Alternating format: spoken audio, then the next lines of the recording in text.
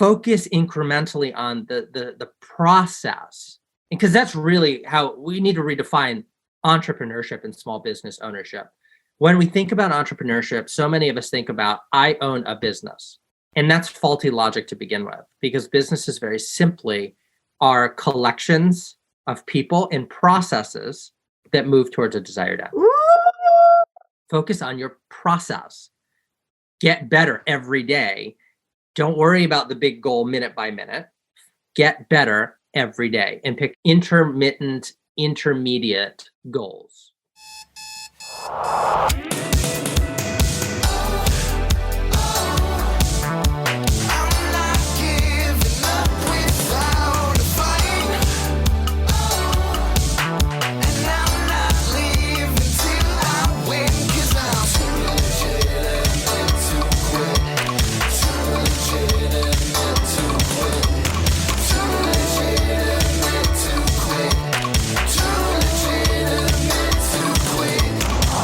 Welcome to Too Legitimate to Quit, instantly actionable small business strategies with a pop culture spin. I'm your host, Annie P. Ruggles, and my guest today is the brilliant Bryce Conlan. Bryce made the move to entrepreneurship in 2008, founding a video production company that would eventually be the Narrative Advantage.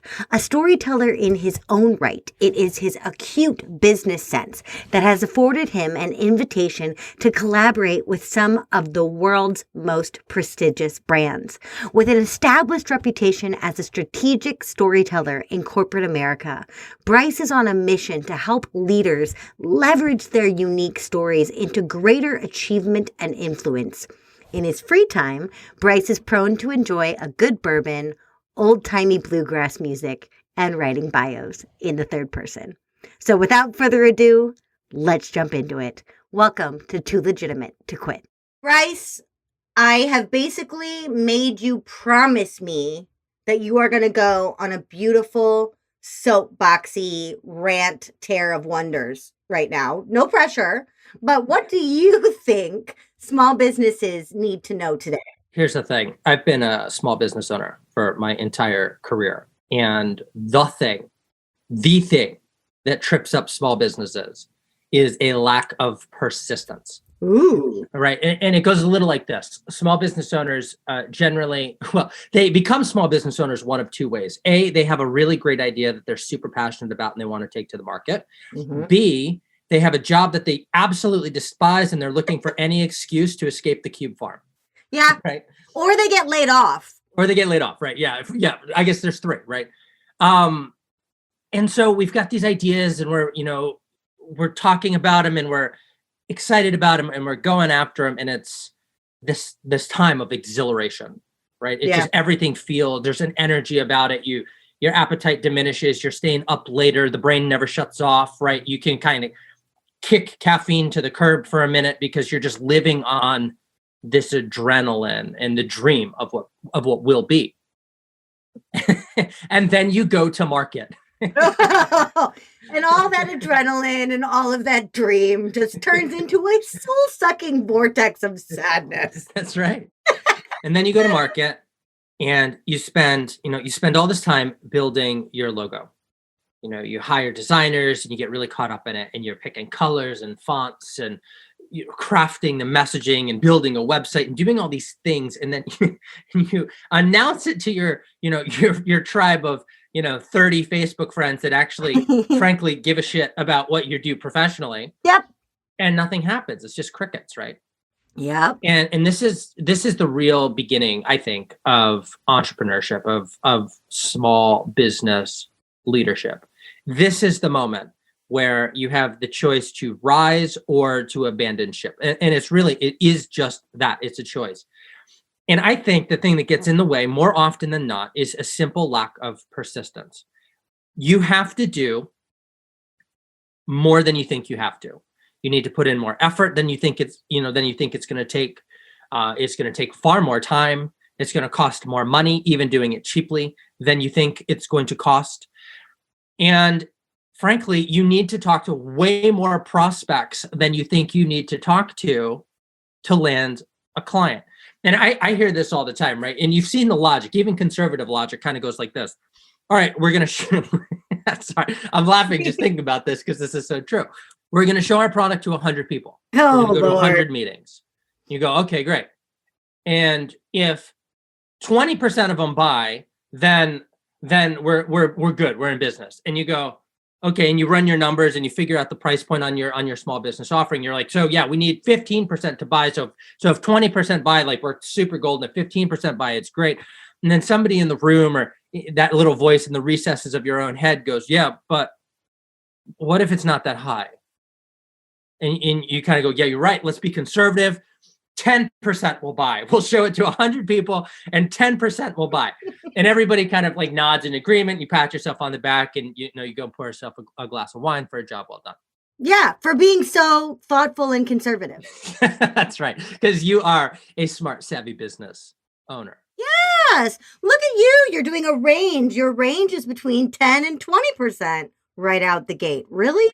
Right. And it's delusional, right? Anybody who's been in business for more than 12 minutes can tell you that maybe that is true. Maybe your product or your offering and your messaging and the way in which you pitch is just so exceptional that you can legitimately close 10% of the meetings that you have. It's possible. It's not impossible. But the number of people that you need to talk to set 100 meetings to demo your product to pitch is way more than 100. And we're using like nice, easy round numbers, right? Right. I don't know what it's going to be for you and what your close ratio is, but what we see happen again and again and again is the small business leader, the small business owner, they get out there, they try to sell something, they hear no. They try to sell something, they hear no again, a second time, a third time, a fourth time. And then the brain starts to get curious and it starts to wonder, maybe I'm in the wrong business. Maybe it's my website. Let's redo the website. It must be the logo. They don't like that blue. I need to go 3 codes to the right on the blue. Maybe if I do more of a blue-green. Maybe if that's the thing is we make these foundational decisions like logos and websites and stuff like that. And they're super important. They really, really, truly are. But then that's the kind of Band-Aid that we continue to apply when things aren't working. But like to your point, a lot of the time we don't really even give things ample time to see if they're working because we assume early rejections will stick. And one of the things that used to drive me nuts, so you and I met back in a weird part of my life when I was working in software. One of the things that used to make me absolutely batty is that people would get like one piece of critical feedback and then want to throw every piece of progress out the window. And what I see now with clients is niche hopping, right? Like, okay, I am going to be this for single moms over the age of 40 and under the age of 45. Okay, well, that's not going to work. Throw the whole business out. I am now the completely other thing for single moms between 32 and 37. And it's like, oh, I see where you're going with this, but I think you're looking at the wrong factors, right? Yeah, I mean, growth is iterative, and we have to remember that. And success and failure are not binary. And that's how we see it, right? We judge the world oftentimes in terms of right and wrong, good and bad, Democrat, Republican, right? I mean, it's these binary switches. It's on or it's off. Yep. And the truth is that nothing in life is that simple. There are so many shades of gray between the black and the white that if you want to find any meaningful, measurable success, you have to get into the gray. You have to get into this messy, kind of convoluted, it's confusing. A friend of mine uses an example all the time from the Epic of Gilgamesh. Oh, love it. Okay, so you know it. So for those who don't, Gilgamesh is I did not think we'd be having this conversation. You know, that's the beauty of this podcast. We just go where we need to go, even to Gilgamesh. Even to Gilgamesh. So Gilgamesh, if you don't know the Epic of Gilgamesh, it's one of the oldest pieces of like written prose that we as human beings have. And it basically, I love it for a couple of reasons. One is that it does not it doesn't, as old as it is, it doesn't address anything that we don't presently address today, right? It's this need for significance. It's this need to be remembered and to have an impact. And these are all the things that, by the way, when you're starting a small business, are top of mind. You want to build something ideally that lives beyond you. Legacy. And so in this Epic of Gilgamesh, he has to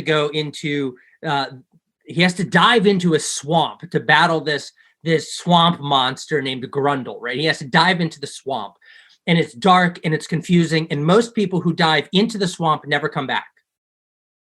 And Gilgamesh dives into the swamp, and he ultimately, I'm going to spoiler alert, he emerges victorious, having slayed Grundle.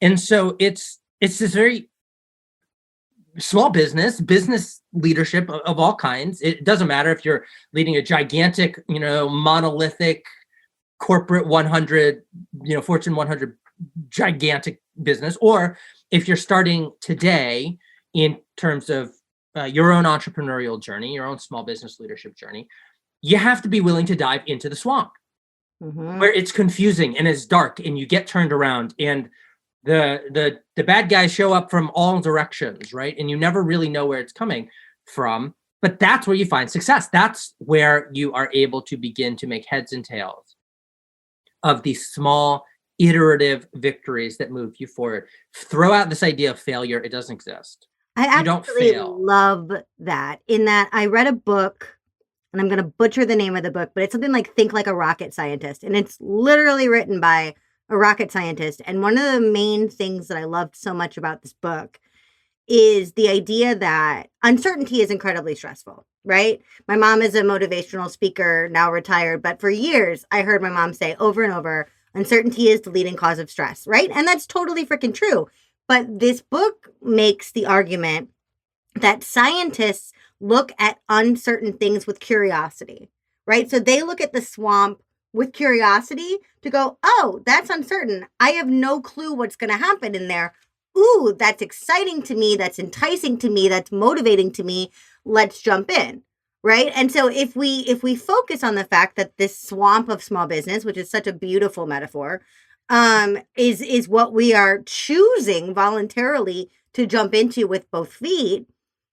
I think part of the persistence that you're talking about has to be, okay, well, that didn't work. Let's get scrappy. Let's get creative and try something new. And I think when we start these businesses, that's how we see ourselves. I'm scrappy. I'm resilient. I'm smart. I work hard.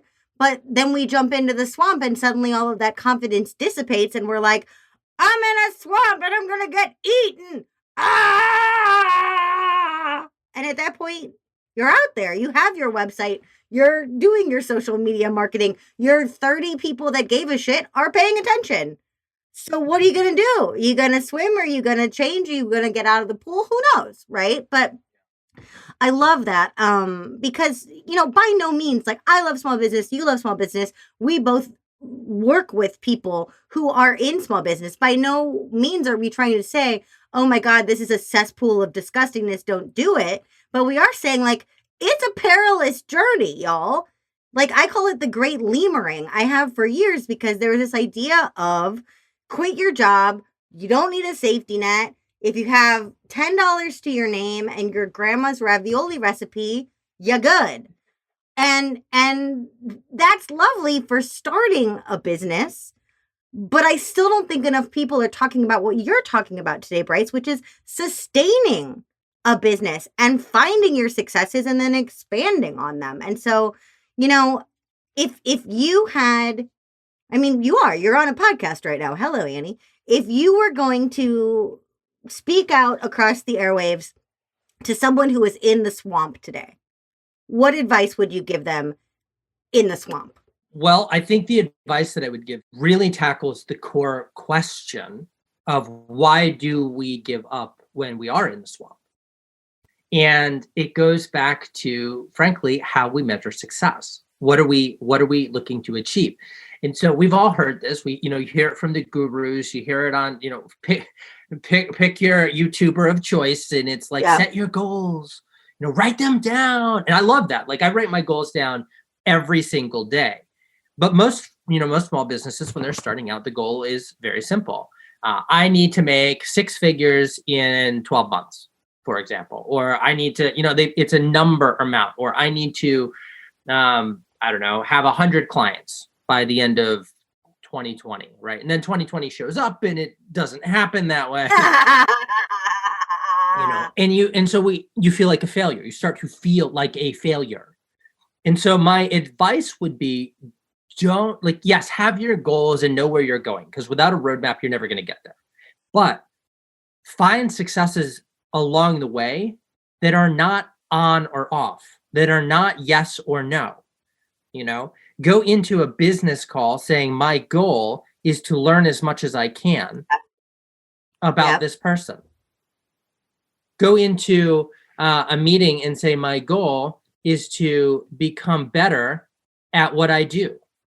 Go to market saying, I've never done marketing before. And so if I launch a campaign, doesn't matter if nobody converts or clicks on it. If I learn how to launch a campaign, it is success. Yeah. And when you start doing that, it no longer becomes, did you hit a revenue goal, which they're important and you should have them, but focus incrementally on the process. Because that's really how we need to redefine entrepreneurship and small business ownership. When we think about entrepreneurship, so many of us think about, I own a business. And that's faulty logic to begin with, because businesses very simply are collections of people and processes that move towards a desired end. Ooh. Focus on your process.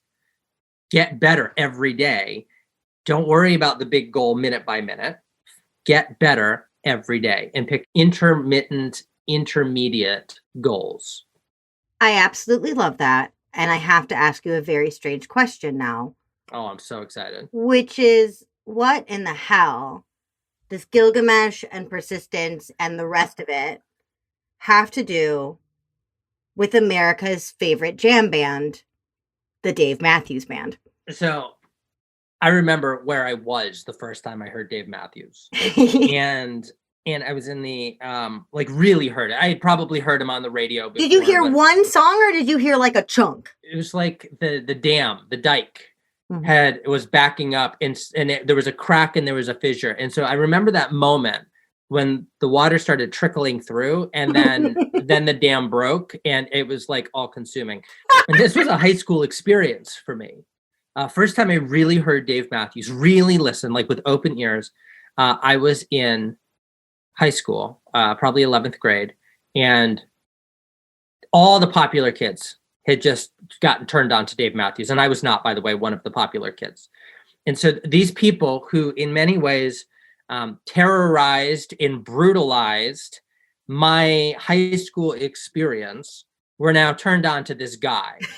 And he was so awesome. And that's all we heard. Everybody was like sitting in the senior student lounge, like vamping on, I don't know, ants marching, right, on our collective guitar, right? Yep. And I hated it just by association of who liked it. I hated Dave Matthews. And for years, every time it would come on the radio, this is back in the day before our phones were the radio. It's the radio. No, I'm kidding. I'm not going there. But every time, I'd hear it on the radio, I'd change the channel. If I was in a store and I'd hear it, I'd cringe, right? I just like Dave Matthews was such a bad experience for me. And yet over time, I heard more and more Dave Matthews. And I found myself hearing, I'd hear a song and I'd turn to the people around me and go, I like this. Who is this? Oh, no. Dave Matthews. And I'd go, no. Oh, no. It can't be Dave Matthews because I hate Dave Matthews. Like, oh, He's no. bad. I have to change my thinking about this jam band. Right. And over time, through consistent, persistent effort, Dave Matthews and his band won me over, where now legitimately he's one of the 3 bands that I listen to consistently. And it just really is that continue to show up and put out great work. Now, Dave Matthews, by the way, does not know about me, does not care about my, does not know that this episode may change that. This episode may put us both on the map, on the Dave Matthews map. Well, he is not creating content to win me over. He was not trying to woo me. He's not like, you know what? He's in the studio and he's like, you know what? We need to put out a new single because Bryce still doesn't like us. Right? Because Bryce heard me in Target and threw a fit. Oh, that's right. New album. Yeah. Didn't happen that way. But he continued to work hard at the thing that he's most passionate about, to drive hard in the areas that motivate him and excite him, and put out great work regardless of who is listening. Mm-hmm. And as a result, he's converted me over, and his lasting legacy, which jam bands don't generally make it. No. And to say that Dave Matthews Band has anything less than a remarkable staying power would be a mistake, because they do have staying power. I mean, they literally dumped a tour bus of shit on Chicagoans on the river, and they're still around. They literally covered people in poo and survived that incident. How many bands do you know can douse someone in feces and it doesn't even make a dent? Chicagoans now celebrate this day as the day that the Dave Matthews tour bus dumped a bunch of poop on a bunch of tourists in the Chicago River. You can look it up. It's somewhat like revered here. But you know, I had a similar start to Dave Matthews in that, for me, I remember my 6 CD changer in my car. Oh man, I didn't have one in my car. I'm so jealous. Ooh, I was fancy. But you know, that was my kind of foray. As I told you in our little pre-chat, my first boyfriend's AIM screen name was Marching Ant 7. And everything in St. Louis, where I'm originally from, has this like bloodlust for Dave Matthews. It's a thing that gets passed on through the ages. It's like your big sister or big brother in high school is like, here's everything you need to know about being in high school. And also, here's a copy of Under the Table and Dreaming. And you're like, what? Why? But you know what? I still know every single word to every single song on those albums a year later. And now when I hear them and I'm in Target, I stop and I'm like, oh yeah, this is a good jam. Like, all right, Dave. But I think another thing that has to be said about the Dave Matthews Band is about Dave Matthews' ability to bring in stellar musicians and teammates to back him up. I mean, Carter Beauford is an unbelievable phenomenon of drumming, and that's one of the things that's so immersive about, like, if you go to a DMB show, it makes total sense because it really is transportative, because the caliber of the individual musicians melding together makes such a gorgeous experience that then he can, you know, do his mumble poetry on top of it. And it works. I mean, that's what it is. Come on. No, I know. It totally is. No, you bring up another point, and it's probably candidly a conversation for another time, because there's so much here to unpack. But bottom line is, if you have any, like, the reason you start a business is because you're passionate about something, passionate enough to take a risk and start taking away that safety net and putting yourself out there in a way that most people won't or don't. And there's something to be said for that. And so my personal opinion is, if you're going to do that, make it count. Make it really count, and grow the thing so that you cannot be denied. You will not be ignored. And if you're going to do that, you have to, at some point, bring along collaborators who add fuel to the fire. And that is a whole ball of wax. Yeah. It's where I believe we've all heard the statistic, 80% of businesses fail within the first, blah, blah, blah. We've all heard this. I believe it's for 2 reasons. And we've touched on both of them today. One's the persistence. You don't believe it enough to really go after it. And 2 is, when you do bring people on, you're bringing on the wrong people because you don't have a framework on how to do that well. Yeah. It's tough. And by the way, to anybody who's listening to this, you're on a rocky road. Get used to that.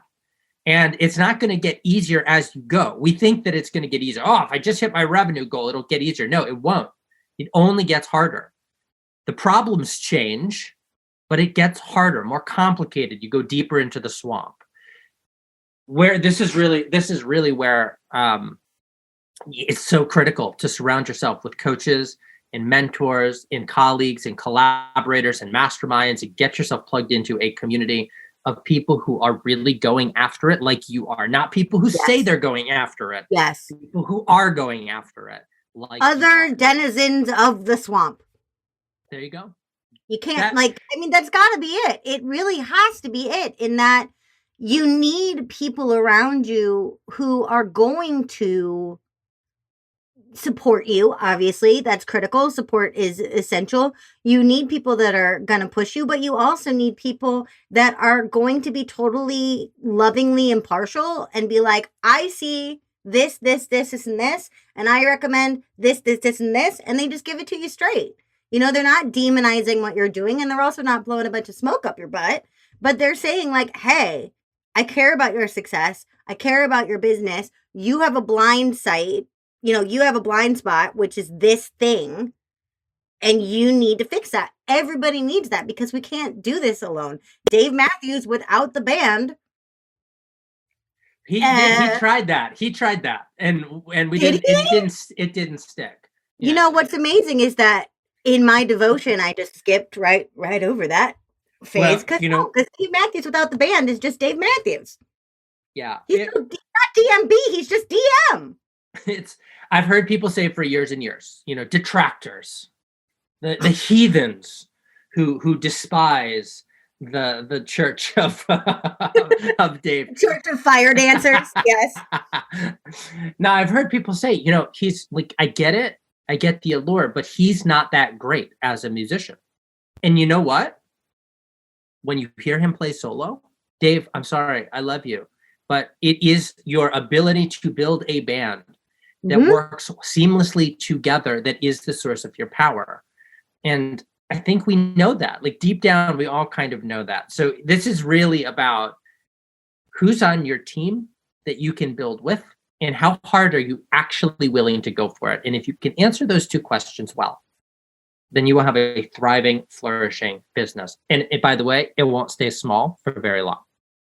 No, it won't, because you will start to build your rabid fan base of people that won't care if you accidentally dump poop on tourists. Although that is ill-advised. I mean, for Mother Earth's sake and our beautiful waterways, don't do it. Or at least, like, if you do it somewhere other than Chicago. We've already had that. I'm kidding. That's terrible. If you were going to tattoo one Dave Matthews lyric on your neck. On my neck? On your neck. I mean, we are jumping into the swamp. We are not doing invisible tattoos. We're not doing white ink. We're not doing it on the ribs. As I sit here with my white ink tattoo and my rib tattoo. No. We are going big. We are jumping in the swamp. What lyric would you tattoo on your neck if you were going to get a Dave Matthews neck tattoo? All right. So this is hard for me to answer because I don't have any tattoos and I've always wanted one. But I'm just frankly too chicken shit to go and get one. So I have a folder that I've kept since I was 12 years old of sketches of things that might be great tattoos that I don't have. And at this point, I'm not sure it's even worth it. But I will play your game. Game. Play the game. One of the Dave Matthews songs that really speaks to me is, I don't understand the name. It's a terrible name. It's called Samurai Cop. It's a terrible name for a song.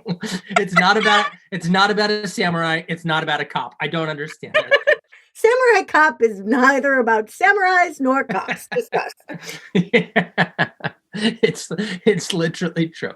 But one of the lines in the song, it's a full stanza. So I'll just read you the full stanza. Good thing you have a long neck. I won't. The whole tattoo wouldn't be this. I'll tell you what it is. The chorus is, let's not forget these early days. Remember that we began the same. We lose our way in fear and pain. Oh, joy, begin. Ooh. And so if I was going to get a tattoo on my neck, it would be Oh, joy, begin. And that is extremely well chosen. It's just for me, it speaks to, thank you, by the way. It just speaks to this idea of you have a choice minute by minute to choose to begin joy, to step into a space of designing the life that you want, the outcome that you want, the legacy that you desire to leave. The fear and pain, that's cost of admission. We all experience it, but you have the choice to begin the joy. So that would be mine. Bryce, you're the best. You're my bud, and I love you, but I knew that we would have so much fun sitting down today. Shout out to everyone who was instrumental in both of our separate journeys through the Dave Matthews Band discography. And shout out to all of those unfortunate tourists who got covered in poop. Bryce, what's the best way for people who are listening, including Dave Matthews, to get in touch with you? Yeah, so Dave, have your people call my people. No, I mean, honestly, you can find me on LinkedIn. I'm pretty active on LinkedIn.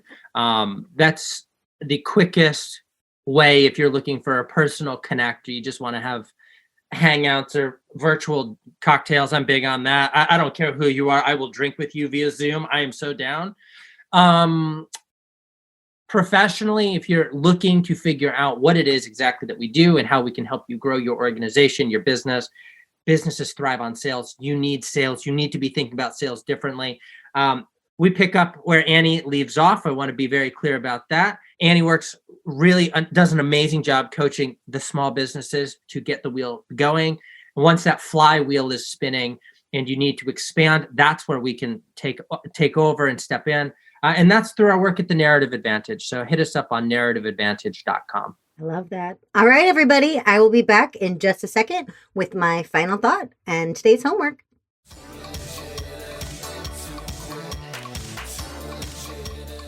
Well, hey there, listeners.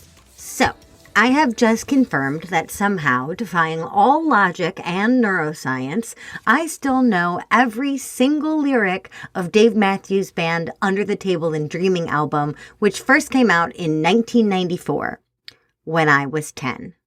I never considered myself a super fan, although you would be hard-pressed to find a better pairing than cruising a Missouri country lane with a crisp fall breeze blasting DMB. I can see myself at 11, 16, 20, 26, and now 36, delighting in the poetic lyrics, thunderous drums, and horns, and harmonicas, and just all of it. The whole thing. The circumstances change, but my response to the music does not. If anything, it evolves. It deepens. But in order to embed in my soul's Walkman and stay there, Dave needed the band. He needed that whole package, the fills and the solos and the all-out jams that feel like they'll last all night long at concerts. When are they going to play the next verse? Screw it. Who cares? Just keep on dancing. If Dave had been a slam poet or an acoustic singer-songwriter whispering dancing Nancy's in sleepy coffee bars, it might be lovely, but it certainly would not be as powerful. Your homework this week is to take a close look at who's backing you up. Even if you're a one-person shop, you may very well be the Dave, the frontman, the visionary. But without the proper people amplifying what makes you, you run the risk of blending in with all the other solo acts. Is it time for you to collaborate with a brand that beautifully aligns with yours? Are your affiliates, your superfans, your past clients fully activated to support you? Have you showcased the partners and helpers behind the scenes? If so, great. The only thing left to do now is bring those minds together and jam. Too Legitimate to Quit is brought to you by the Non-Sleazy Sales Academy and me, your host, Annie P. Ruggles. If you struggle to sell because you don't know how to put a price on all that goodness in you and you don't like the way that your competitors do it, I have great news for you. You can find my free challenge, Making Selling Easy Without Getting Sleazy, anytime at www.anniePruggles.com/easy, not sleazy. Our show is edited and produced by Andrew Sims of Hypable. Our fabulous theme tune is by Riley Horbasio, who I found on Fiverr. Our gorgeous podcast art is by Francois Vigneault, who I found on Upwork. And our marketing team is led by the unbelievably life-saving Nick Bonatadis. Don't forget to check today's show notes for more information about our fabulous guests, plus some continuing resources and some Etsy finds from other super fans of today's topic. All pop culture elements mentioned in this episode remain the sole intellectual property of their respective owners. I do not own them, so please don't sue me.